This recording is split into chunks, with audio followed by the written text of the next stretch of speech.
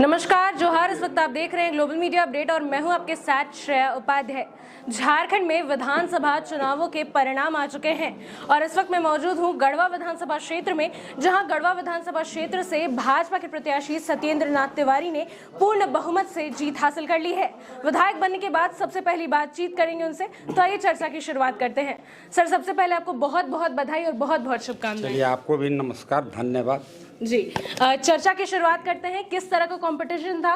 काफी बढ़िया मार्जिन से जीत हासिल की है आपने। क्या लग रहा था, जीतेंगे? नहीं, जीतना तो तय था। इस बार तो हम कहे कि भारतीय जनता पार्टी का नीति और रीति लड़ रहा था और दूसरे तरफ आम आवाम भ्रष्टाचार के विरुद्ध लोग लड़ाई लड़ रहे थे। जी। इसमें भ्रष्टाचार को खदेड़ने का, भगाने का, उसको प्रायश्चित करने का यहाँ के लोगों ने जो लड़ाई लड़ के जीता है, मैं आपको बस इतना ही विश्वास दिला सकता हूँ कि भ्रष्टाचार का समूल नाश होगा गढ़वा का विधानसभा। जी, तो जीत सुनिश्चित थी आपकी? जीत तो सुनिश्चित था। देखिए, सत्यमेव जयते। इन्होंने, हमें लगता है कि अरबों रुपया, करोड़ों नहीं, अरबों रुपया बांट करके लोगों को दिग्भ्रमित करने का काम किया। लेकिन सत्य थोड़ा परेशान हो सकता है, पर अल्टीमेटली सत्य विजयी होता है, सत्यमेव जयते होता है। तो कुछ वोट खरीद लिए कुछ, लेकिन उससे कोई बहुत फर्क नहीं पड़ा। अल्टीमेटली यहाँ के अधिकांश लोगों ने भ्रष्टाचार का नाश कैसे हो, उसके लिए लोगों ने लड़ाई लड़ने का काम किया और अंततः विजय श्री हासिल हुआ। जी। अगले प्रश्न की तरफ आगे बढ़ते हैं। क्या कुछ मुद्दे होंगे जिन्हें लेकर आगामी 5 सालों में आप काम करने जा रहे हैं? किन किन मुद्दों पर सबसे ज़्यादा ध्यान दिया जाएगा? सबसे प्राथमिकता है कि देखिए, भ्रष्टाचार यहाँ सर चढ़ के बोल रहा है। आप ब्लॉक में चले जाइए, अंचल में चले जाइए, लूट मचा हुआ है। आपका अपना ज़मीन आप बेचना चाहते हैं, उसके लिए एलपीसी बनाने जाइएगा, जितना ज़मीन का दाम होता है उसका 20% सीओ साहब कमीशन मांगते हैं। अब बच्ची का बिया है, कुछ लाचारी है, इलाज के लिए पैसा चाहिए, ज़मीन आदमी बेच रहा है, मजबूरी क्या करेगा, पैसा दे करके एलपीसी बनवाता है। इस सब पर 100% रोक लगाएंगे। यही प्राथमिकता, यही प्रायोरिटी है। बाकी दीर्घकालीन योजना, हमें लगता है कि 4 साल पहले यहाँ का मोदी जी सोन और कन्हर से पाइप द्वारा पानी ला करके, वैसे सभी असिंचित क्षेत्र जहाँ पानी नहीं पहुँच पाता है, वहाँ पर पटवन का व्यवस्था के लिए काम काफ़ी द्रुत गति से चल रहा है। लेकिन यहाँ का मंत्री जी मिथिलेश ठाकुर जी उसको एक साजिश के तहत काफ़ी धीमा किए थे। इसलिए धीमा किए थे कि भाई लोग के खेत तक पानी पहुँच जाएगा तो मोदी जी का वाहवाही होगा, वाह भाजपा का वाहवाही होगा आज। लेकिन उसका खामियाजा उनको भुगतना पड़ा। हमारी प्राथमिकता होगी कि वह सिंचाई योजना जो महत्वाकांक्षी योजना है, लाइफलाइन ऑफ गढ़वा पलामू है, 2000 करोड़ का योजना है। वो योजना को मजबूती से हम लोग कोशिश करते हैं 1 साल के अंदर योजना पूर्ण हो जाए, ताकि हर खेत को पानी, जो नारा नहीं वस्तुतः जो रियल में यथार्थ में बदल जाए, वह योजना धरातल पर उतरेगा, उससे पलायन रुकेगा। कई सारी योजनाओं की बात कर रहे हैं आप, पर आमतौर पर विपक्ष के विधायक ये कहते हैं कि क्योंकि हमारी सरकार नहीं बन पा रही है, इसलिए कई सारे काम हम नहीं कर पा रहे हैं। क्या इस तरह का बहाना आपके कार्यकाल में भी देखने को मिलेगा? नहीं, आप देखिए, सरकार बनना नहीं बनना, लेकिन केंद्र में तो मोदी जी का सरकार है जी। आज केंद्र का ही योजना आप देखेंगे, गढ़वा का विधानसभा में बहुत सारा योजना अच्छा जी। अब वो तो केंद्र पैसा दिया है कन्हर और सोन से पानी ला के यहाँ देने का।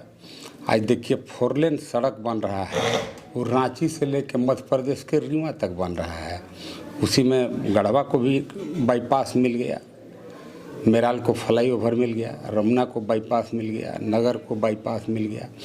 अनेक इस तरह के बाईपास बीच बीच में, जहाँ जो सघन शहर है, जहाँ पर ट्रैफिक डेंसिटी ज़्यादा है, वैसे सभी जगह को बाईपास मिल रहा है। यह केंद्र का योजना है। इस तरह से बहुत सारा विकास हो रहा है। जल जीवन मिशन क्या है, केंद्र का अभी तक का पूरे दुनिया का सबसे बड़ा योजना है। आज 8.33 लाख हजार करोड़ रुपया उसमें इन्वेस्ट हो गया। लेकिन फिसड्डी है उसमें भी झारखंड, और दुर्भाग्यवश मंत्री वही मिथिलेश ठाकुर जी हैं। तो जल जीवन मिशन जब पूरा हो जाएगा, लोगों के घर तक पानी मिलने लगेगा, स्वतः बीमारी कम हो जाएगा। चूँकि एक आकलन भी किए हैं, सर्वे भी कराए हैं मोदी जी कि जिस देश के लोग स्वच्छ पानी पीते हैं, इक्विवेलेंट टू मिनरल वाटर पीते हैं, वहाँ का बीमारी का दर भारत के तुलना में 80% कम है। लेकिन यहाँ के मिथिलेश ठाकुर काल्हे बेचारे खारल हैं, तब उन पर ज़्यादा बोलना भी ठीक नहीं है। लेकिन उनको कम से कम जल जीवन मिशन जो लाइफलाइन है, जो गरीब के हम कह सकते हैं कि उस पानी को पीने से लोग का बीमारी कम होता था, उसमें 5,000 करोड़ उनको नहीं चुराना चाहिए था, यही कह सकते हैं जी। क्योंकि आप भाजपा के प्रतिनिधि हैं, जीत चुके हैं, एनडीए ब्लॉक से कहाँ गड़बड़ी हुई कि वो जीत नहीं पाए, बहुमत का आंकड़ा हासिल नहीं कर पाए? नहीं, देखिए जीत हार तो कई कारणों से होता है जी। लोग तो चुनाव झूठ बोल के ठग के भी जीत जाते हैं, और यहाँ इनोसेंट मासूम पब्लिक है, धोखा खा भी जाते हैं। अब मोदी जी का कमिटमेंट था, यहीं आए हुए थे गढ़वा में ही चेतना, उन्होंने यहीं से मंच से घोषणा किया था कि भाई हमारी सरकार बनाओ, भाजपा की सरकार बनाओ झारखंड में, हर महिला के खाता में 2100 रुपया महीना। डेट भी तय था, कैलेंडर उन्होंने बना दिया था कि भाई हर महीना के 11 तारीख को 2100 रुपया महिला के खाता में जाएगा। लेकिन ये बात का प्रचार प्रसार व्यापक रूप से अन्य बहुत जगह नहीं हो पाया, लोग समझ नहीं पाए। उनका 1000 रुपया महीना, मैया दीदी, मैया सम्मान योजना जन जन तक पहुंचा पाए, इसलिए उनको सफलता मिला। खैर बधाई हो, उनको जीत मिला, इसके लिए बधाई हम देते हैं। लेकिन जनता के विश्वास पर खरा उतरें, जो पिछला बार कमिटमेंट किए थे उसका 10% कम से कम पूरा करें। 5 लाख महीना, 5 लाख लोगों को हर साल नौकरी, 6,000 रुपया हर परिवार को उन्होंने कहा था देने का, उसमें हम भी हैं। 2,000 रुपया महीना चूल्हा खर्च हर महिला को देने के लिए बोला था, उसमें हम भी शामिल हैं। हमारा भी क्षति हो रहा है महीने महीना, हमारा घर भी बहुत महिला हैं, बेटी पुतों हैं, तो कम से कम उस पर कुछ काम करें। नहीं तो ठीक है, आप ठग के चुनाव जीत गए तो गिर भी जाइएगा, घबराइए मत।